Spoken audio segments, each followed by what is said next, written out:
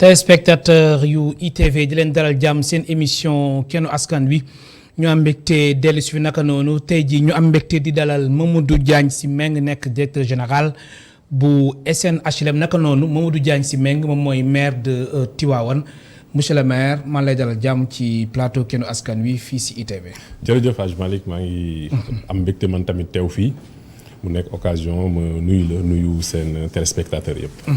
alors tey jii ñu fas yéene waxtaanee lépp lu jëm ci wàllum projet d'érection d'un complexe immobilier bi nga xamante ni moom nga amal yéene amal mu ñu coow ci biir SNHLM gis nañ syndicalistes yu fa nekk ñoom nee nañ duñ si ànd loolu sax daan si ñëw ci kanam tuuti waaye dañuy tàmbali émission bi ak témoignage nga def seede ginnaaw ba fi Serigne Moustapha Sy Djamil ibnu Serigne Mansour Sy borom daara ji làkkuwe dem si guddi xamoo nga ko n'est-ce pas. waaw yan seede nga mën def si. xam naa ko bu baax a baax. maa ngi tàmbali di wax inna lillahi wa inna ilayhi rajiun. li ñu yàlla digal bu ñu amee musiba mu mel nii ñu wax ko. Serigne Moustapha Sy Djamil ibn Serigne Mansour Sy borom daara ji. effectivement suñu mag la suñu sëriñ la nit ku baax la woon. nit ku amoon taxawaay la également. ci xadara maam Cheikh Seydi Hadji Malick. nouvelle bi ñu ko déggee. mu dal ci ñun dal ci Sénégal.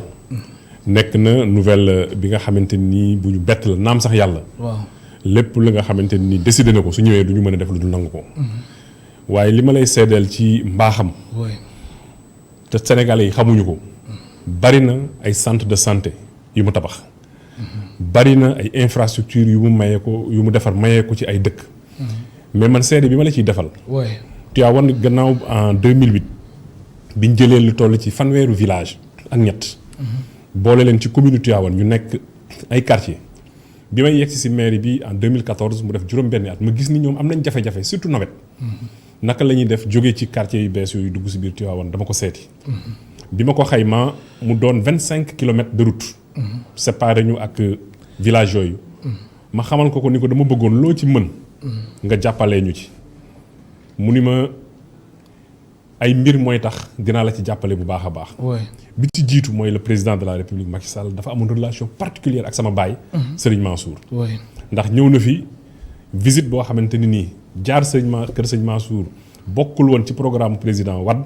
mais moom dafa bàyyi délégation bi ñëw seet si ko waxtaan ak moom la mu waxtaan ak moom ma fekke bi ci des yow sa diggante say wayjur ak samay wayjur bi ci des muy Tivaouane ni ma duma la may ay kilomètres waaye 25 kilomètres de piste et de voies bitumées yooyu su ma ko yàlla mën loo wee dinaa ko defar may la ko mu nekk loo xamante nii si sa magistère ci maire bi day bokk li ñuy wàññi yàlla dogal mu tàmbali bañ jot ci réaliser 11 kilomètres de route ay tali yoo xamante nii tey moom Djamil Sy mooy ki nga xamante nii moom moo ñu dimbali. defal ñu ko naam 25 yi matul waaye ku xam lan mooy 11 kilomètres. de piste et de voies bitumées ci biir Tivaouane. muy tali bi jaar but Seyam Ababacar Sy. muy tali bi jaar kër Cheikh Awa Balla. muy tali bi jaar kër gannaaw xalif bi. tali bi nga xamante nii mi ngi jógee fu mel ni kër Saala. ak yeneen ba mat 11 kilomètres jëm Dindi moom mooy ki nga xamante nii moom moo ko yëkkati. may ko Tivaouane. te la mu doon def nag. danaan wax ni su ma ko defee bu kenn wax ni maa ko def. uti ma ci lu dul ngërëmul yàlla. tey jii jóge na fi. ñu ngi koy ñaanal yàlla yàlla na ko yàlla xaareel aljana. amiin ñu denc ko tey jii si suba. ci wetu waajuram ya. di ñaan barzaq yi gën a kawe. yàlla na ko si yàlla jagleel. kon mën nañu wax ni Sénégal ñàkk na Tivaouane tamit naka noonu particulièrement Tivaouane. Sénégal ñàkk na. Tivaouane ñàkk na. xombol ñàkk na. ndax moom maam xaar moom moo sekk soxna sëñ Mansour. bi nekkoon xombol moom mooy waajuram bu jigéen. defe naa ni tey jii Tivaouane ak xombol ak Sénégal dinañ xool kat moo ko ci war a gën a jooy. ndax ku amaloon njariñ askan bi la. nit koo xam ni dëgg la am na ak cëriñ ndaxte sëtu Seydi Hadji Malick la. sëtu Serigne Babacar la doomu Serigne Mansour si borom daara ji la. mënoon na toog rek. ni wilaayam moom lay dunde waaye dafa dem créer ay entreprise am si BTP di liggéey lu rëy a rëy nag ci biir Sénégal te nit ñi umpale ko ndax moom boolewu ci wax mais jamono yële ñu génn am na ay mag yu nekkoon ak waajuram dëkk nekk Tivaouane seen waajur jóge na fi ko xam sëñ Mansour xam ni ko daan dimbali ñi mu nekkal la ni ko Serigne Cheikh nga xam ne ñu ngi koy jaale di jaale le xalif général Serigne Babacar Sy Mansour bi nga xamante ni tey mooy suñu kilifa ñun ñëpp ak Serigne Cheikh bi nga xam ne mooy taawu Serigne Mansour ni muy dimbalee mag ñooñu moom bés am na ku ci ñëw yor 4x4 bu mag moo ko laajee mun ma Jamil de moom bett xéewal bi li ma li nekkoon sama diggante ak sama papa tey jii moo tax ma defal la lii jëndal la 4x4 bi ndax xam nañ ni da ngay def ay déplacement ku sañ a jël ay 40 millions te loolu lu tuuti la si liñ mën a lim defe naa ni bi mu fi jógee tey Sénégal si la ñuy gën a xam kan mooy Serigne Moustapha Sy Jamil ibnu Serigne Mansour Sy borom daara ji kon si turu E-Media si bopp bi directeur général bi Mamadou Ibra Kane ba si suuf ñu ngi koy jaal Sénégal di ko jaal aussi Tivaouane di ko jaal xalif général de Tidiane di Serigne Babacar Sy Mansour yal na ko yàlla yërëm xaare àjjana ndax Jamil vraiment action yu mu doon def action yu am solo lool te yow sax témoignage yi nga def nii nekk na témoignage yoo xamante ni kenn du ko werante alors mu nekkoon benn fenêtre bu ñu ibbi woon alors Mamadou Diagne Sy Mbengue nga nekk maire Tivaouane naka noonu directeur général bu SNHLM SNHLM coow li bëri na fan yi wala ndax gis nañ syndicalistes yi ni ànduñu benn yoon ci complexe immobilier bi nga xamante ni moom nga bëgg def foofu lu tax lan nga ci àddu waaw dama bëggoon d'abord ñu xam ni fondamentalement oui li waral émission bi du ñëw pour tontu loolu effectivement dañu invité pour ñu wax ci programme oui bi nga xamante ni président am na ko muy 100 000 logements sociaux te SNHLM am ci cër bu mag bi mu ciy joué oui mu tombeek lii xew mu tombeek lii li xew di wax ni tombe moo waral ay gaaf lu def waxulu ay di njàmbat oui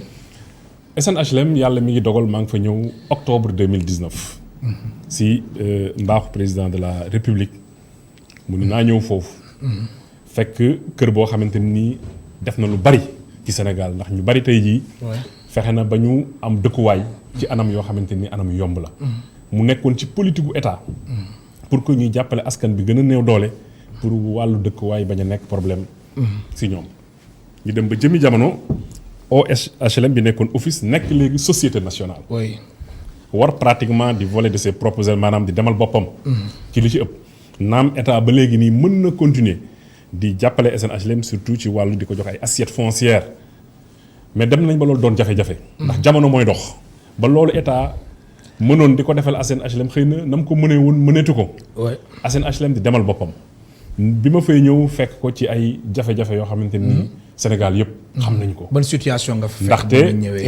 damay wax ni ña fa jaar ñëpp ay jàmbaar lañ ku ne def nga li nga war a def ndax Mamadou Kassé nga remplacé Mamadou Kassé bi ma fa remplacé def na fa ay jéego dem bàyyi ma fa mais moom am na problème yoo xamante ni ñun ñëpp jiitu nañu fuuf parce que SNHLM ngay gis ku lay wax ni man dugal naa fa sama xaalis depuis 1980 gis naa sax koo xam ne depuis 1960 mais ba léegi nii mënaguma am fu ma dëkk. mais lu tax situation boobu. waaw xam nga fa dugal seen xaalis ba léegi ñoom lu ñuy xaar si yéen. xam nga bu njëkk état dafa daan jox SNHLM suuf. oui am na même lu ñuy woowee ay crédit concédé état da daan leb xaalis joxaat ko SNHLM. oui nga boole suuf ak kër. defar di nga mën a liggéey rapidement. jaay mais actuellement dañuy fonctionner si modèle boo xamante ne nii ñun si suñu bopp SNHLM moom mooy góorgóorlu. bu soxlaa suuf. si li ma fi fekk am na lu ci ëpp SNHLM da koo jënd. xam nga suuf bu ñu la ko mayee ak nga jënd ko bokkul. donc sa compte d'exploitation njëgu suuf bi da nga ko ciy dugal. pour que nga mën a am prix boo xamante ni parce que suñu vocation du nekkul def bénéfice mais suñu vocation mooy ñu fexe rek ba askan bi am kër. léegi kër yooyu espace yooyu nga xamante ni nii SNHLM am na yoo xam ne daf ko jënd am na yoo xam ne état bi jël na ko. de temps en temps moom ay jafe-jafe su ma la waxee par exemple en 2005 SNHLM dem na ba. defar ay terrain ba war ko jaay état ñëw exproprier ko jël ko def fa plan jaxaay alors que si site boobu SNHLM fayoon na ay impenses ay milliards pour mën a jot ci suuf bi il a fallu 2005 ba 2012 bi président Macky Sall ñëwee lañ koy soog a jox yeneen terre au niveau de Diamniadio terre yooyu boo ko amee da ngay utiwaat xaalis nag maintenant lebi ci banques yi aménager ko leb si banques yi borné indi ndox indi courant bu fekkente ni war na am assainissement nga def assainissement nga soog di joxe terrain yi. léegi am na en partie jafe-jafe yi nekk na ci loolu mais en partie aussi des fois di nga am sa terrain am même ci biir titre foncier SNHLM nga ñëw ñu créé waat ci yeneen titre foncier. mu nekk ñan ñooy def loolu. non titre foncier domaine moo koy créé. oui mais xëy na dina am ay procédures yoo xamante ne ni lëkkaloowuñ ba mu am ay jafe-jafe ci wàllu boobu am nañ ko à Dakar am nañ ko à Thiès am nañ ko feneen des fois ay famille aussi ñëw ni fii seen suufu maam la woon pour SN HLM jot si des fois jafe-jafe la il y a 3 semaines on a été obligé avec la DSCOS ndax sénégalais yi nga xam ne dañ jël seen xaalis dugal ko ci SN HLM pour am ay terrain ay nit ñëw occupé ko dañ jël DSCOS pour ñu dégager leen pour SN HLM mën a borner loolu nag mën na nekk dem ak ñëw lu ëpp juróom benn weer ba at mu indi ay retard ci wàllu ci liggéey bi mu ñëw SN HLM fekk leen li leen nit ñi ameel ci biti ci xaalis mu bari lool mais bi ñu ñëwee système recouvrement bi moom lañ njëkk a attaqué parce que dama ni richesse da nga koy téye wala mu doon loo xam ne dañ la ko amee. ba nga ñëwee ñaata nga xayma ci wàllum lu ñu leen yoreel yéen waa SN HLM li ñu yoreel rek ci biti bi ñu ko xaymawee à première vue tolloon na ci 8 milliards. ba nga ñëwee bañ la falee 3 octobre 2019 oui diggante boobu nag def nañ ci ay jéego parce que SN HLM da daan woote rek wax amel nga fi nangam xëy na te xam nga recouvrer ay terrain dafa jafe bu dee kër mën nga dem ci kër gi nga fëgg waa ji ni ko fayal mais même ci loolu kër yi nga xamante ni nit ñi ameloon nañ SN HLM am na ñoo xamante ni gëjoon nañ leen a recouvrer fukki at ak juróom mais bi ñu ñëwee on a mis en branle le service du recouvrement ñu def ay missions dans les régions def ay communiqué région yëpp Saint-Louis Kaolack Thiès Ziguinchor Tambacounda parce que foofu yëpp fu dem am na ay HLM am na ay arrières yu fa ñu dem recouvrer nañ lu am solo ci jamono yooyu ba léegi nii ñu ngi koy continuer mais aussi réformer nañ le système parce que xam nga nit bu weer doyoo nga yëkkati facture jox ko dina xam ne kii kat fàttal li ma ne amee naa ko nangami weer lii teguwaat na ci lii laa ko amee loolu amul woon bi may ñëw loolu indi waat nañ ko ñu commencé kon pour bref ñu xam ne suñu continuer ci biir SN HLM di def li nga xam ni rek moom lañ daan def ñun ñëwuñu SN HLM pour pantoufler mooy ñëw ñu nommer la rek nga toog ni heure moo fi jógee baax non dañu bëgg a ñëw pour faire bouger les lignes d'autant plus si loolu ngeen nekk dañu ñëw si loolu lañ d'autant plus que dañu ñëw tombeek président indi le projet des 100 000 logements daan si ñëw sax kon bouger les lignes bi moom moo waral nga exactement il fallait ma expliquer complexe immobilier bi pourquoi les schémas classiques yi ñu amoon am nañ ci ay jafe-jafe mais ñu xalaat màccal suñu bopp lii ñuy wax ni projet boobu ma expliquer la lu très simple SN HLM mi ngi am siège am diggante place de l'Obélisque ak Fass ci Colobane la bokk mi ngi nekk ci 4000 mètres carrés bâtiment yi ko gis xam ni yàgg nañu màgget nañu pour rénover ko sax mën na indi jafe-jafe ñu ni mais xel du jariñ loolu xalaat 4000 mètres carrés lañ tabax fu nekk ñu def ay R+2 tey jii boo demee zone bu mel ni Point E gis nañ modèle économique ya fa am li ma lay wax nii idée de projet la bi ma amee idée de projet bi parce que conseil d'administration rek moo mën a décider ni projet bi dama ko fiy def si site bi ou pas fekk direction générale moo ko proposé mais ñoom par contre foofu laa bëgg a expliquer syndicalistes yi ñoom dañ ni mbir mi yow ak secrétaire général bi waaw xam naa ne dañu am incompréhension parce que dégg seen texte bi boo gisee si table bi ñu ni 17 décembre 2019 si mooy maanaam ba ma fa defee ñaari weer si lañ ko tàmbali non 17 décembre loolu c'était juste un avis général de passation des marchés alors loolu boo koy def booy demee nag bay def passation de marché loolu da nga koy rappeler wax ni ba ngay def avis général bi dugaloon nga ko loolu rappel la woon mais c'était vraiment pas la bonne date et ça m'a même étonné que benn ku nekk HLM wala benn agent bu am benn niveau bi di confondre lu mel noonu maintenant ñun dañu war a dem conseil d'administration am lu ñu leen proposé mais conseil d'administration doo dem rek toog naan leen bon fii bëgg naa fi def benn immeuble di joxoñ da nga yóbbu projet kon si loolu ngeen nekk si projet boobu moom lañ nekk di concocter def les études architecturales les études géotechniques même l'étude de marché pour xool ndax ay bureau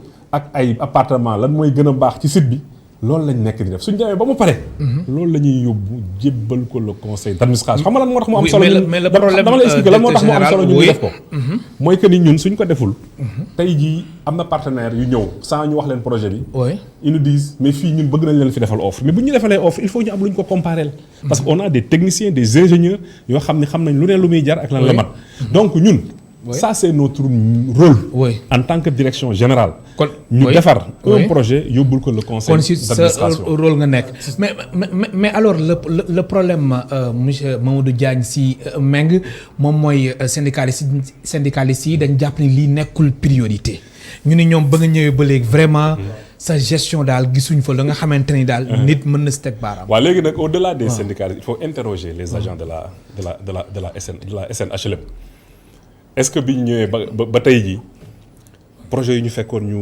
bloqué yu bari mën naa la ci limal. débloqué dañ ko. soo demee en face de la gendarmerie on est en train de faire benn R+4. ban gendarmerie gendarmerie Colobane. bu Colobane au niveau de section de recherche au niveau de Gibraltar. oui ñu ngi fay def benn R+4. fekkoon naa projet bi 1 an et demi. mënul bouger. la ko bloqué woon yàlla dimbali nañu si mbaaxam. ñu yëkkati ko jamono yi may wax ak yéen SNHLM am nañ ay chantier yu bëree bëri ci biir Sénégal. am nañ ay chantier à Saint-Louis. am nañu ay chantier à Vélingara am nañu ay chantier à Ziguinchor. am nañu ay chantier à Sokone. am nañ chantier Fatick. ñu ngi waaj a démarrer yeneen chantier yi ñu am si Njaxirat 130 logements plus 15 muy 145 mais chantier yooyu da nga fa fekk. wala yow yaa ko fa. yi ma la wax nii les 145 là. ñoo man maa ko war a lancer. et en plus de ça loolu dañ si yegg si on doit faire 1300 logements dama bëgg pour li ñu doon wax sànq pour mu bañ a jaxasoo si xelu nit ñi. administration dafa am un conseil d'administration mooy décider bu ko direction générale proposé direction générale dañu am lu ñuy woowee comité de direction HLM ñu ngi ko fi tuddee comité exécutif. maam ay collaborateurs dont le plus proche c'est le secrétaire général. ñooy concocter ay mbir lu nekk ak cadre bi nga xam ni fa lañ ko war a waxtaan. alors pour nga dalal xel syndicalistes yi. njëriñu complexe immobilier bi lan la exactement. njëriñu complexe immobilier bi mooy. oui. tey jii SNHLM bu weer deewee. des fois dañuy def découvert pour mën a fay salaire su ñu amee ce complexe immobilier si montage bi ñun ni ñu ko defee parce que partenaires yi yor seen i xaalis di wër. projet bari nañu su ñu ñëwee ñun ni ñu koy monter SNHLM du ci dépenser 1 franc. ils vont nous faire 3 ou 4 tours R+14 R+15 siège bi du bouger siège bi foofu lay des on peut utiliser benn 10 étages wala yooyu parce que on a 3 façades. loolu chance la. donc on s'est dit façade bële mën nañ fa def immeuble yoo xam ne ay bureau rek lay doon. SNHLM mën na am benn entrée boo xam ne du ko bokkal kenn. mu am lu ma 10 étages yoo xam ne siège yu SNHLM moo fay nekk. la ca des l'expérience a démontré. que SNHLM soxla na tey jii ay immeuble de rapport. yoo xamante ni weer bu dee ñu am lu ñu dugal pour faire face aux dépenses courantes et incompressibles dont les salaires. léegi bu ñu amee benn partenaire boo xam ne am na ay milliards am ñëw ni fii day étude bi ngeen def wane na ni. su ngeen ko fi defaree dina rentable ci yéen dina rentable ci ñun ñëw tabaxal ñu fa ñett wala ñeenti tour R+14 R+15 yoo xamante ni ñun dañuy jël une partie def ko suñu siège li ci des moom ñun ak moom ñu séddoo les recettes.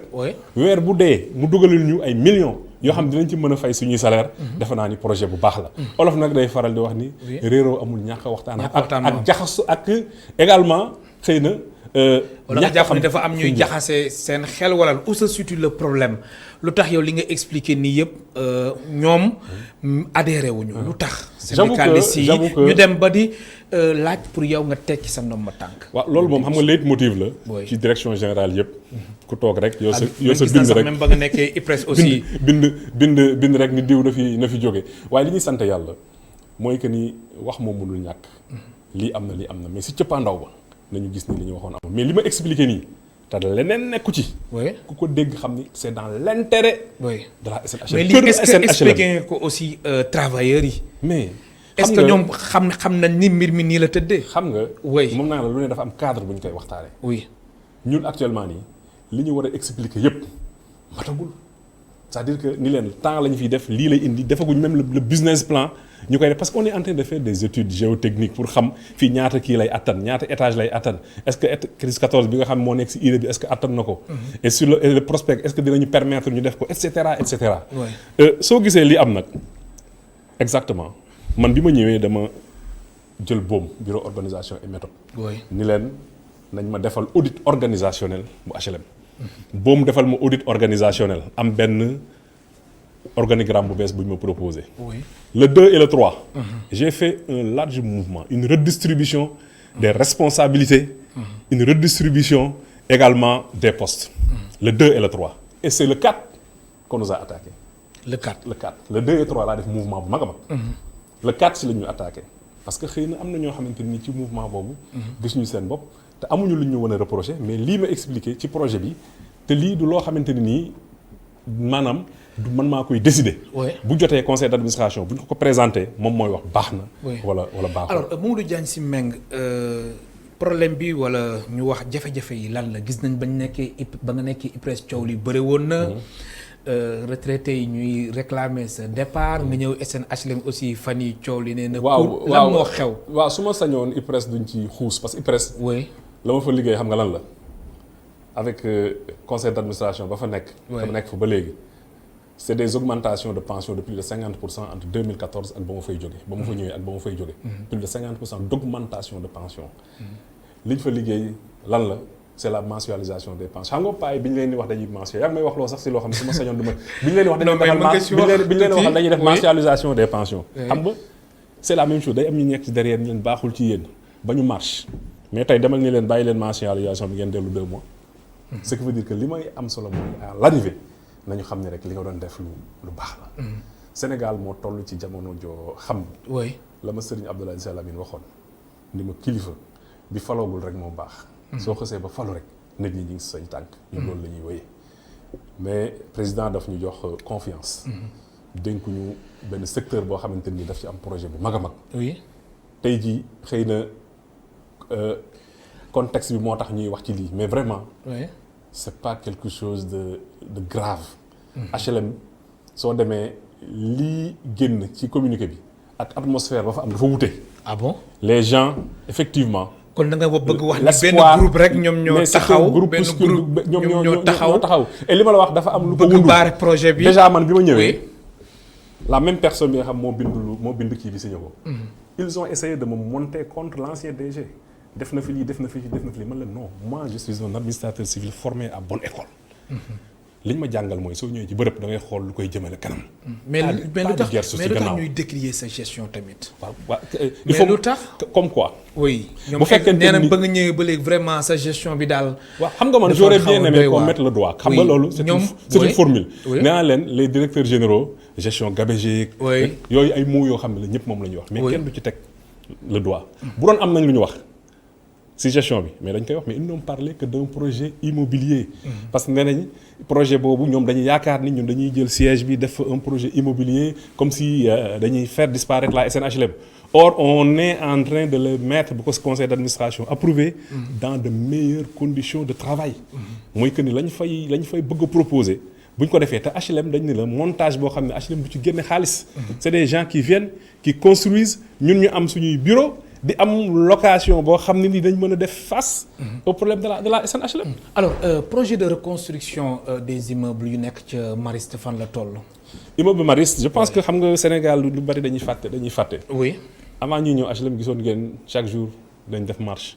chaque jour dañ def sit-in. yàlla dimbali nañu on est arrivé le 11 mars lañ jël le 11 octobre. lañ jël fonction. avant octobre di jeex. le 29 octobre on a signé benn mémorandum d'entente ñu nekk les copropriétaires. HLM moo ko tabaxoon. yàgg na mu am ay jafe-jafe état bi dugg si protection civile wax ni fii dëkkuwaay yi kenn mënatu ci dëkk loolu du décision SNHLM état nga xam ne moom moo am responsabilité protéger nit ñi protéger seeni biens ci cadre du préfet moo jël arrêté. déclarant les immeubles en péril. bi ñu ñëwee ñu waxtaan ak ñoom. jafe-jafe amoon na la nekkoon point d'achoppement ñu teggi ko ñu signé ñoom ñëpp ñu génn. donc bi ñu yegsee defaguñu weer yàlla dimbali ñu ci loolu. léegi ñoom ñëpp génn nañu. actuellement rasé nañu immeuble ya fa nekk. léegi projet de reconstruction léegi projet de reconstruction bi. oui bi ñu demee parce que foofu li mu laaj ci alal dafa bari. ñaata nekk non xam nga mooy li ñuy wax. doo ñëw rek ni projet bi 20 milliards dafa am ay études.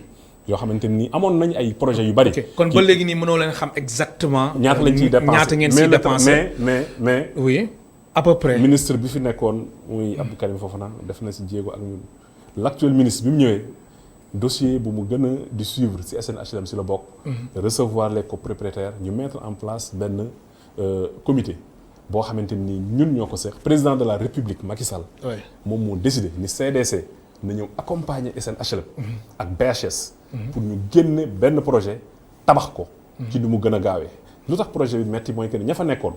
toll ci 500 presque 600 familles. ku si nekk lam fa amoon. soit ñii da nga leen am na ñoo xam dañu choisir ñu indemniser leen ñi wax nañ leen indemniser rek ci li ñu d'accord war nañ génne 4,4 milliards indemniser leen. 4,4 milliards. ña ca des daanaka 5. daanaka 5 milliards. ñooñu si 160 familles lañ toll. mu des. plus de 430 yoo xamante ni ñoom dañu choisir nii la ñu amoon appartement nañ leen ko delloo. donc da ngay def projet bi fay 4,4 milliards ay indemnités indemnisation. ñooñu ñëpp ku si nekk nga delloo ko appartement ba mu amoon ba pare rentabiliser. projet bi donc li muy laaj si xaalis.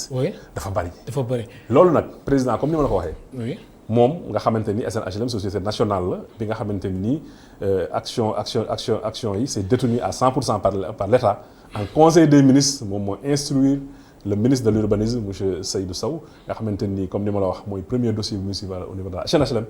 ak CDC ñi ngi ci di liggéey. et jàpp nañ ni fii ak la fin du mois de mai dinañ mën a wax projet bi naka lay mel. ñaata lay jar. ak naka la ñuy structurer le financement. kon nag foog ñu xaar mais du projet de foog ñu xaar gum ba fileeg mois de mai. pour xam exactement projet bi kan lay tàmbali ak ñaata si dugg lépp. et entre temps. la SNHLM a pris en charge le loyer ñoom ñi ñu fa génn ñëpp. kenn desul ñoom ñëpp. si ànd boo xam ñi ngi koy ànd ak BHS. c'est xaalis boo xamante nii ñi ngi koy lebal SNHLM. ñu fay leen 1,3 milliard dans un premier temps. fayaat leen jamono yi may wax ak yéen ba le mois de mai lu toll ci 700 millions au total. depuis sinistre yi am ak tey parce que commencé wul bërki démb rek. muy nekk defe naa depuis 2005 ak léegi SNHLM fayalagum na plus de 3 milliards. ci loyer. ci ñi nga xamante ni ay sinistré lañ dëkk ci Maris. bu ñu demee ba mois de mai. fay 4 milliards 400 ñi nga xamante ni génn nañu dañuy continuer projet bi. nga xam ne ñun ñoo ko seq ak CDC ak BHS. jëlaat di fayal loyer ñi nga xamante ni dañ leen war a jox ay appartement ba keroog ñu leen di jox seen ay. caabi à hauteur de pratiquement 60 millions par an. alors projet complexe immobilier bi est-ce que du indi retard jëm ci projet de reconstruction bu immeuble Mariste. wala bokkul. ce serait été fatal. ñu ne dañuy toog ba xaar lii soog a def lii. nee naa la ñaari mais est-ce que ñaar yëpp mën na ñaari bokkuñu dara xam nga lu tax. bokkuñ dara. nous on a mais ça c'est le métier de la SNHLM. SNHLM société de promotion immobilière la. du ñaar yooyu rek. on a d'autres projets qui sont en cours. mais projet bi nee naa la SNHLM du lebi xaalis def ci suñu xaalis du ci dugg dañuy ut un partenaire. parce que au fur et à mesure ñuy recevoir partenaires yi. am nañ ñoo xam ne am nañ moyen. comme c'est des schémas qui sont aujourd'hui même ñi ngi koy def au niveau du point dañ lay fekk nga am sa kër ñu ñëw waxtaan ak yow jël ko luyel la tabax ko pare delloo la ci biir kër gi ngay am dara ci kër gi c'est le même schéma te ñun la ñuy am bu boobaa ci rafetaay ci yaatuwaay ak ci qualité standing moo ëpp foofu li nga xamante nii moo fa nekk et projet bi c'est pas pour moi.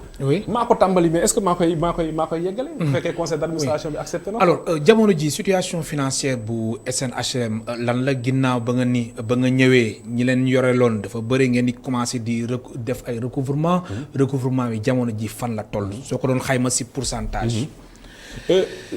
xam nga du ma la wax ni recouvrer nañ temps parce que bi ñu ñëwee xam nga lépp loo gis technique la. bi ñu ñëwee xool nañ la géographie li nga xamante nii moom la ñu ameel ci ay bor. am na ci yoo xam dafa yàgg trop. am na yoo xam recouvrer ko dafa metti pour walla ni ñun dañu am envie liggéey ñu xam ni SNR mi ngi fi société nationale de recouvrement. dama signé ak ñoom convention jël une partie ci li nga xam ne nit ñi ameel nañu ko ma dénk leen ko. ñoom ñi ngi koy recouvrer war ñu rendre compte tous les 3 mois fan lañ ci toll. mais ce qui est clair. mooy que ni recouvrement bi lu mu néew ci weer bu jot lañ daan am par weer ñu ngi koy am ba ñaari yoon dañuy suivre tout le temps parce que am na ay gestion de trésorerie yu ñuy def. am ay lignes yoo xamante ni suñ demee ba war a fay salaire amuñu fa la ñuy tirer fay salaire yi. mais buñ doon tirer 100 xëy na léegi pour fay dañuy tirer 20. kon alhamdulillahi rabbil alamin les choses on est en train de faire bouger les lignes au niveau de la SNHLM. et les projets également ñu ngi bouger au-delà de ça on a trouvé des entrepreneurs. yoo xamante ni fekk naa leen fii ñu ngi liggéeyal SNHLM yàgg na mbir yi am na retard bu amee mooy leen ki joxe woon xaalisam day ñëw léegi ni delloo ma li ma la joxoon. mais ñi nga xamante ni gis nañu ñi dimbali nañ leen mënuñu dem ñu ngi def des ruptures de contrat. jël ñeneen ñu koy def et tout ça je le dis on l'a fait en une année. Au total. ñun dañu ñëw SNHLM pour que fi ñu ko fekk temps ba ñu fay def ñu jëlee ko ci point A yóbbu ko ci point B en faisant des pas positifs. loolu nag ñu ngi koy ànd ak un personnel dévoué. et un comité exécutif avec un secrétaire général très engagé très loyal te incha allahu taala ci loolu la ñuy nekk. ba suñu mission jeex ci SNHLM. ma fàttali suñu mbokk téléspectateurs yi ñu ngi dalal Mamadou Diagne Sy Mbengue nekk directeur général SNHLM naka noonu mu nekk maire de Tivaouane ma ngeen participer ci émission bi soo leen wootee ci 88 628 74 74 88 628 74 74 alors Mamadou Diagne Sy Mbengue projet 100 000 logements yi gis nañ njiitu réew mi conseil des ministres bu mujj bi sax waxaat na si waxaat si alors yow bi nga xamante ni yaa jiite SNHLM soo doon wax tolluwaayu 100 000 logements yi lan ngay wax. xam nga Sénégal lii ba léegi man ñooñ nag ñooy samay référence li sëñ Abdoul Aziz Lamine daan wax. oui ni ma Sénégal seen jafe-jafe mooy dañuy suul gerte léegi suul ko arrosé ko ni ko saxal mbaamu sulli la.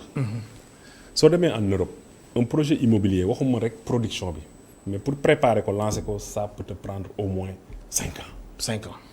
projet bi président moo xool ni sénégalais yi seen bëgg-bëgg ci wàllu logement. oui ndax dëkkuwaay vraiment nekk na jafe-jafe la gis nañ ni at mu jot ñiy demander logement yu bees. dinañ toll ci fukk ak juróom ci ay junni fukk ak juróomi junni. te liñ daan produire en moyenne da doon 4500 ba 5000 mu ni. oui nañu fexe def benn projet boo xam ne dañuy produire 100 000 logements en 5 ans mu dénk ko. oui ki nga xamante ni mooy le ministre de l'urbanisme. nga baal ma DG am na ku nekk si ligne bi di insister ñu jël ko suñu téléspectateur bu njëkk allo. waaw allo. allo. allo. allo salaamaaleykum. kooku dégguñ ko. allo salaamaaleykum jégalu bu baax a baax allo. allo wàññi télé bi. suñ ko mënee dégg bu baax salaamaaleykum. allo. salaamaaleykum. allo allo. salaamaaleykum. suñ ko mënee dégg bu baax dafa mel ni am na suñ téléspectateur bu nekk si ligne bi allo. salaamaaleykum. allo. allo salaamaaleykum. ñu ngi jégalu bu baax ma bàyyi la nga continuer waaw sa explication. mu ni dafa bëggoon téeméeri junni ci ay logement ci juróomi at. oui. mais mu ni du état mooy jël rek tabax joxe. oui parce que on a un secteur privé boo xamante ni état daf leen war a jàppale pousse leen. mais c'est très important que nit ñi xam ni logement yooyu état daf koy subventionné subvention nekkul rek ngay jënd dara ni 100 francs lay jar kaay ma joxe fukk nga joxe fukk. mais dafa wax ñii tabax su ngeen defee seen business plan war a jaayee 16 17 millions. man état dinaa ñëw luy voies et réseaux divers ma defar ko. tabax tali def assainissement bi indi ndox indi courant et cetera. yow bi ngay tabax loolu da nga koy génne ci sa coût de production. ki nga xamante ni bëgg na parce que ñi mu wax mooy sénégalais yi nga xamante ni. dañu am salaire boo xam dafa néew 450 000. ñooñu da ngeen di ñëw ma boole leen ak benn banque mais banque bi non seulement su ngeen fa demee dax leen di lebal mais man état encore lu ñuy wax fonds de l'habitat social nga xam ne taxe ciment bi moo koy alimenté. su la banque bi waxee taux bi 8% la man dinaa la fayal 3% wala 4% yow nga fay. 4%. de telle sorte que logement bi. prix bi du dépasser 12 millions. privé yi ñu ngi ci mais aussi ñun promoteur public yi. nga xam ne ñun loolu suñu mission originelle loolu la. ñu ngi ci biir bu baax a baax muy SNHLM muy la SICAP. ñun tey jii ci phase d'amorçage mooy phase pilote bi SNHLM war na tabax lu toll ci 1300 logements. ci projet 1000 logements sociaux yi. 100 000 logements yi 600 000 logements yi. ñaata nga ni. 1300. 1300 diggante Gossas. Tivaouane am na yi nga xam ne ñi ngi koy def Kébémer Kaolack fii war nañ fi def 300 fii ñu war fi def 500 yii ñu war si def ñu war si def 100. nga baal ma allo am na keneen ku nekk si ligne bi allo. bisimilah asalaamaaleykum wa rahmatullahi wa barakatuh. waaleykum salaam wa rahmatullah. def mel ne mbokk Kaolack la de. marhaban Hadj Malick. sëñ Cheikh ñu lay dalal jàmm bisimilah. gëj na la dégg barakallahu fikum di leen ziar di nuyu sa invité bi. alhamdulilah mu lay dégg. di nuyu waa télé bi ak waa rajo bi ak personnel bi yëpp. jërëjëf gëj na la dégg trop. alhamdulilah ñu ngi si jàmm xanaa nekk ci ay activités rek waaye lépp alhamdulilah waaye ñun ñu ngi leen di suivre waxtu wu nekk. bisimilah. comme d'habitude di la encouragé waxtu wu nekk. jërëjëf sëñ Cheikh. ñaan yàlla yokk yi ñëpp yokk télé bi yokk rajo bi. amiin groupe bi yëpp. ñu ngi kontaan bu baax ci liggéey bu rafet bi ngeen di def. ndax comme ni may wax toujours rek Sénégal actuellement soxla na. ay programme yoo xam ne dañu ci càmbar nan la ñuy def pour liggéey réew mi ndax dëgg-dëgg. mbokk mi sànq wax na ko mu ne Sénégal dafa nekk réew boo xam ne. nit yi dañoo bëgg suul gerte bi tey na ko saxal tey wala mu sulli ko. du loolu sax muskila bi mooy problème bi mooy Sénégalais yi ci Sénégalais yi seen dem bopp ñoo yàkkamti parce que dañu yàgg a xaar. loolu moo waral loolu. parce que problème 100 000 logements yi ngay wax yàlla na ko yàlla sottal tam nekk te gëb nekk ay wax yoo xam ne dañ koy ñir ci roit dossiers yi rek du ci roon coffre yi parce qu'il y a beaucoup de projets yoo xam ne jusqu'à présent may ana conseil des ministres décentralisé yi. raison bi ma dëkk di Kaolack ana milliards yi ci Macky Sall digge woon an lañu waxoon jusqu'à présent may wax ak yow France daal di xëdam. ani université Cheikhul Islam bi mu waxoon ne dinañ ko defar. ci 2 ans jusqu'à présent France daal di xëdam. ana c'est-à-dire bu nit yi di wax loolu rek moo tax parce que nit mënuñ dëkk di ko nax wala ñu koy manipuler wala ñu koy wax ay wax yoo xam ne dañ koy wax pour mu dugg ci nopp ndey yooram génn ci nopp càmmooyam. mais sëñ Cheikh projet 100 000 logements yi am nga si yaakaar. xam nga jullit du ñàkk yaakaar. man jullit laa Sénégalais laa. képp ku ma teg na ma damay defar réew mi damay am ci yow yaakaar. yal na yàlla dëggal yaakaar boobu. maa ngi xaar tamit mu bañ a mujj fii yi ko jiitu mujj. Malick xam nga moom sànq mi ngi wax ci soo demee Europe et cetera ñun ñii di waxee yow am nañ expérience parce que des années plus de 15 ans ñu ngi dem ci biti di ñëw xam nañ dafa xew. man Sénégal rek laa gis par exemple tey yi fi am yoo xam ne bu ma sañoon dafay jeex. imagine raison bi ma nekk muy Kaolack. nga dénk Mariama Sarr maire bi liggéey Kaolack nga pare nga dénkaan ko beneen ministère. xanaa Sénégalais yi jànguñu wala ndax réew mi dafa amul compétence ba nga xam ne Mariama Sarr dañ koy bàyyi rek Kaolack sëriñ boobu ñu bàyyi ko mu gérer Tivaouane ñu jël Hissène Habré dénk ko keneen jël maire ministère sàngam parce que réew mi tam quand même li fi nekk ci liggéey bariwul. léegi su fekkee dana bëgg a jël poste yi ñetti poste nga boole ko dénk ko benn nit suñu waxantee dëgg réew mi du avancé te alal réew mi dana dem Sénégalais yi danañ continuer di ñàkk espoir. lii xew ci at yu mujj yi muy xale yi di quitter Sénégal di dem. ku ne xam na ne réew mi ay ndawam dañu ko soxla suñu waxantee dëgg xale yi di dem ñu leen di humilier ci réewu tubaab yi. xam nga nit ku nekk da nga war a am rëy gu nekk ci yow. maanaam état du Sénégal ak mboolem état d'Afrique war nañu am rëy gu nekk ci ñoom koo xam ne dañ jéem a téye xale yi. ñu bañ di bàyyi xale yi ñu continuer di jaar ci yoon woo xam ne illégal. leen di humilier devant tout le monde adduna bi yëpp di ko seetaan. jërëjëf xoolal milliards yi ñu dugal ci Covid bi tey 300 milliards rek boo ko jëloon financé ko ci agriculture. ci pêche wala ci affaire u ganaar yeeg naka sudut noonu. mais bu yàggee réew mi dana am ay liggéey. xale yi danañ toog danañ gis seen bopp ci réew mi. parce que tey chaque jour que jëfee ñu ngi jël ay milliards yi milliards di ko dugal ci ceeb di ko jëlee Asie wala di ko jëlee présent te ku ne xam na ne foofu lay daanale du yàgg dara fii ak 2040 50 bu ñu jëlut ay matuwaay ci wàllu ceeb bi ñuy importé di ko jëlee ci bitim réew ñi nga xam ne ñoo ñu koy jaay ñenn fii ak 2050 ñoom dootuñu koy jaay parce que dañu koy soxla te population Sénégal fii ak 40 ans ku ne xam na ne wala 30 ans dina multiplier kon nañu réfléchir ñu bañ di naxante ñu waxante dëgg ñu liggéey réew mi wax yi nekk bañ a nekk ay wax yoo xam ne dafay mujj naka suñu moom maa ngi nuyu Sénégalais yi di leen ziar di leen nuyu di leen ziar asalaamaaleykum wa rahmatullahi wa barakatuh waaleykum salaam Serigne Cheikh ñoo ko déggandoo moom Kaolack lay woote waaw maa ngi koy rafetlu parce que ñiy intervenir des fois mën nañu déborder mais moom wax na wax bu tey wax bu dal naam wax na ay ni mu gisee mbir yi li mu wax ci dafa wax de manière générale ci Sénégal mais je pense que wax na ba wax les conseils des ministres décentralisés mais xëy na problème de communication dinañ am foofu parce que suñu nee dinañ def tant de milliards Kaolack yow nga dëkk commune Kaolack yaakaar ne lépp commune Kaolack la soo gisul dara da ngay ni gisuma dara mais région de Kaolack dafa yaatu te li nga xamante ni ñi ngi ko fay def ci wàllu liggéey xëy na ku mel ni Mariama Sarr wala Diène Farba Sarr bu ñu ci toogoon dinañ ci mën a wax lu ëpp li nga xamante ni moom laa ciy wax mais loolu de manière générale si décision yi ñu jëloon je pense que lu ëpp ci engagement yi président de la République jëloon def na ko ndaxte moom moo am avantage yu nag wër Sénégal xam lan mooy seen jafe-jafe ba du ko laajte moo tax fu si nekk soo gisee moo tax mu jël PUDC def ko pour la zone rurale jël PUMA def ko zone frontalière jël Promoville def ko ci dëkk yu ndaw ndawaan yi Kaolack googu muy wax soo demee tey SNHLM soo demee di nga fekk ci site boobu ñuy si nga xam ne SNHLM moo ko moom Parcelles Assainies ña ngi koy terrasser ña ngi koy waaj a borner pour def deuxième phase les Parcelles Assainies de Kaolack et si projet 100 000 logements yi Kaolack war nañ fa tabax lu toll également ci 500 logements te loolu ci phase prioritaire bi la bokk ndaxte xëy na bu ñuy démarrer ñaar yi jiitu dina doon Kébémer ak Kaolack. alors sànq ñuy woon si logement sociaux yi. foofu tamit nekk na pàcc boo xamante ni sénégalais ñu ngi koy xaar.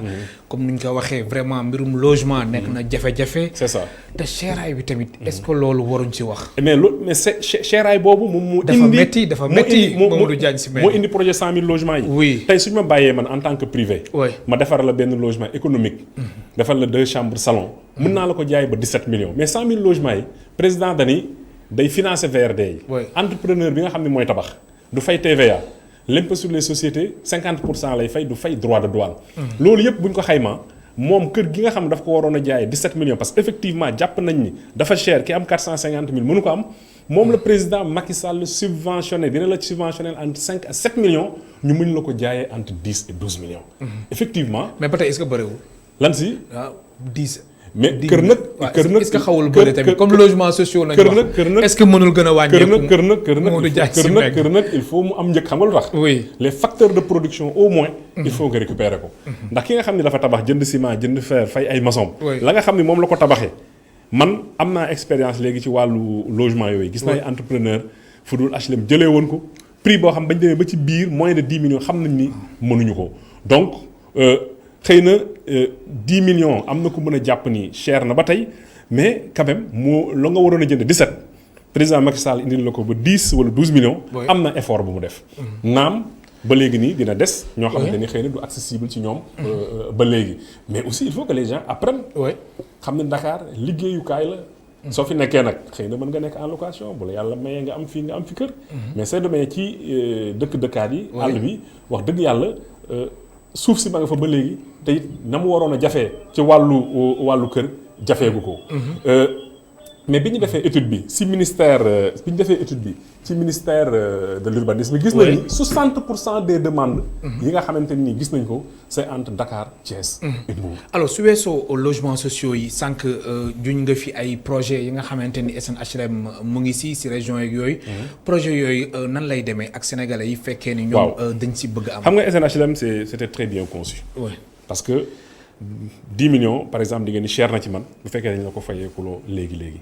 mais SNHLM ni muy fonctionner sénégalais bu ne mën nga xëy ñëw SNHLM ni dama bëgg kër ñu ni la programme yi ñoo fa ne nga xool nga souscrire programme amagul nga inscrire.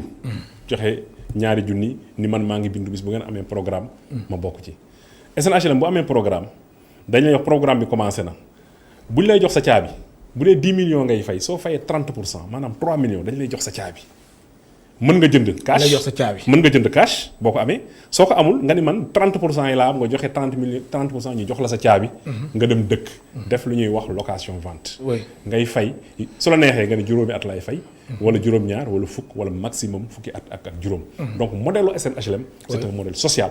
boo xamante ni population yi ñu ngi ciy gis seen bopp. mais gis nañ lu xew fan yi Mourkat ca région bu Thiès mu nekk lu doy waar. Mamadou Diagne Sy Mbengue alors loolu est-ce que jotul ñu éviter ko. moo gën nit ñi jël seen xaalis jël seen terrain tabax. yëkkati dëkk fa ñu ñëw daaneel ko. je pense que de manière générale. oui il faut te loolu dafa bari. il faut effectivement repenser l'urbanisme de manière générale. ci biir ak suñu aménagement du territoire. aménagement ndaxte. loolu effectivement wax nga ni mi ngi bëgg a bari. man ñii bi ma nekkee adjoint gouverneur Dakar pendant 4 ans. am na yoo xam tey su ma koy xalaataat sama xel dina ci sori trop. mais soo nekkee ci sa mission. boobu ban la woon boobu. bari na Dakar moom j'ai fait 4 ans ici. si le Tobago si la bokkoon wala. non Tobago fekk na jóge naa fi yàgg na. ok moi je suis de l'ancienne école jóge naa Dakar depuis 2009. donc li nga wax mooy que ni am na ñoo xamante ni tey jànguñu am na nit dina ñëw nax leen jaay leen bërëb. ñu foog ni lii ma la wax nii. ñun tey am na suñu titre foncier HLM yoo xamante ni soo demee presque quartier la may profiter de rafetlu bu baax a baax l'approche du ministre Omar Gueye nga xam ne dafa woo ñu waxtaan ak moom. ñu xam ni foofu y a un cas social qui se pose ñu ngi waxtaan xool loolu naka lañ koy régler. ndax c'est des populations yoo xamante ni bañ fay dem de bonne foi lañ fa dem mais par contre am na ñoo xamante ni dañuy ñëw taxaw ni fii maa ko moom tabax nga jox leen sommation ñu bañ. soo gisee nit di ñëw di toj sans hésiter. mooy que nit ki ba muy fondement nga ko fa fekk wax ak moom. mais le problème aussi mooy fekkee nit ki dafa am ay këyit yu leer loolu tamit beneen problème la. mais fekkee ki kay jox moom laa lay wax quand même loolu tamit dafa nekk jafe-jafe yoo xamante ni moo fi nekk. kenn mënul am këyit bu leer ba pare ñu toj sa kër c'est pas possible. ah bon non këyit bu leer kay ku ko am këyit bu leer lan la soit titre état la. oui nga am bail wala bu nekk sa titre foncier bu dee dans les autres zones nga am. monsieur le maire nga ni kenn mënul am këyit bu leer ñu toj sa kër. déedéet. kon ñun daaneel seen kër yëpp seen këyit yi mais ñi leerul. je m'exprime pas sur un cas particulier. oui parce que j'ai l'expérience de ça. oui mais ñi nga xamante ni yëpp le juge bala muy prononcer ni nañ la fi jële wala préfet bala mu la fiy jële. oui c'est parce que nit nax na la jaay la loo xamante ne nii moomu ko. xam nga ko moom fii diwa ko moom nga indi acte de vente moi j'en reçois à la SNHLM. oui nit ñëw ni ma këyit yu leer laa am da mi ngi nii soo waxee ñu ne def légaliser nañ ko sax. alors que kooku benn acte de vente la rek sous seing privé. mais kenn mënul am sa këyit bu leer am këyit.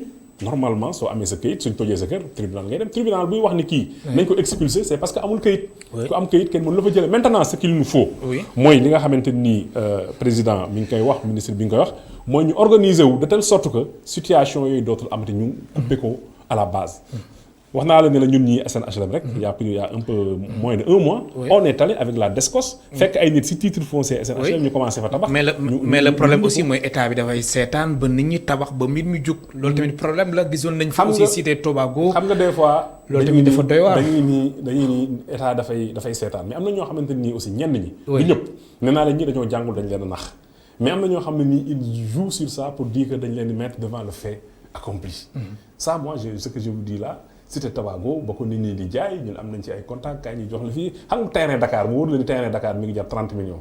ñun la fii kaay ñu jaay la ko 4 millions. nga wax ñun la non am na ay colonel am na ay kii yu dëkk fii après dinañ ko régler. nga dem jël sa jënd 4 millions def 30 millions mais yaa ngi tooñ sa bopp. donc li may xelal nit ñi rek mooy que ni mbiru këyit mbiru suuf dafa nekk lu sensible ci Sénégal. képp koo xamante ni yaa ngi ciy dugg. fexeel ba am ku ko xam mu conseiller la ñi ko xam nag mooy notaire.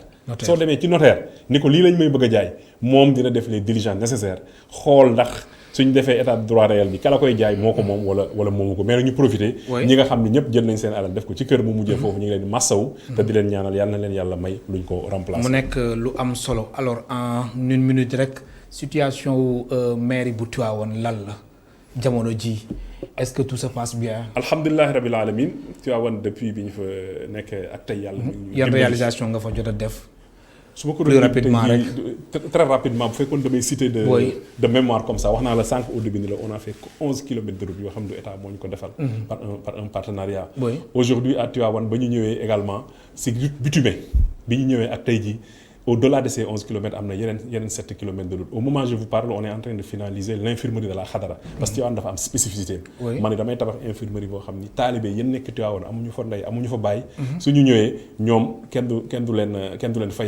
sommes les anciens locaux de la mairie, nous sont transformés en centre socio-éducatif des jeunes. Et ça, c'est en termes d'infrastructure. Le président de la République, les lampadaires solaires, am na dëkk yoo xam ne amuñu woon courant léegi am nañ courant. extension d'eau def nañ ci lu bëree bëri ñi ngi jàppale jeunes yi ñi ngi jàppale nawetaan yi mais au moment où je vous parle parce que da nga xam ni nga une minute nga ni yëf yi jeex na. j'ai un ambitieux projet. bu ma tuddee le Q10. un quartier 10 emplois. Le comité de pilotage est en train de se réunir. ñi ngi def les contacts nécessaires avec l'ADER avec l'ANPEJ parce que président de la République politique la wala. projet emploi je dis un quartier 10 emplois. C'est pas un projet politique, c'est un projet de développement. Parce que le président de la République si PAP 2A bi dafa wax ni at mu jot dafa bëgg ñu créer 200 000 emplois loolu nag dañu toog di xaar état y a les mécanismes qui sont là les démembrements de l'état dont le gouvernement mais aussi les collectivités locales ñoo si war a jàpp nous on a concocté ce projet et nous ambitionnons de créer 1000 emplois entre 12 et 24 mois par de micro-projets. maa lay gërëm baax di la sant Mamadou Diagne Sy Mbengue. jërëjëf ci invitation bi may delluwaat di jaale yëpp. di jaale Sénégal yëpp suñu kilifa bi fi jógee muy Serigne Moustapha Sy Jamil ibn Serigne Mansour. di ko jaale suñu Serigne suñu wasila Serigne Babacar Sy Mansour di ñaan yàlla na ko yàlla xaaree àjjana. amiin di leen nuyu di nuyu seen directeur général Mamadou Ibra Kane. effectivement merci beaucoup mu nekkoon Mamadou Diagne Sy Mbengue nekk directeur général bu SNHLM naka noonu mu nekk maire de Tivaouane mbokk téléspectateurs yéen tamit amul seen fay ñu leen di gërëm baax di leen sant ba altine incha allah ñeenti waxtu.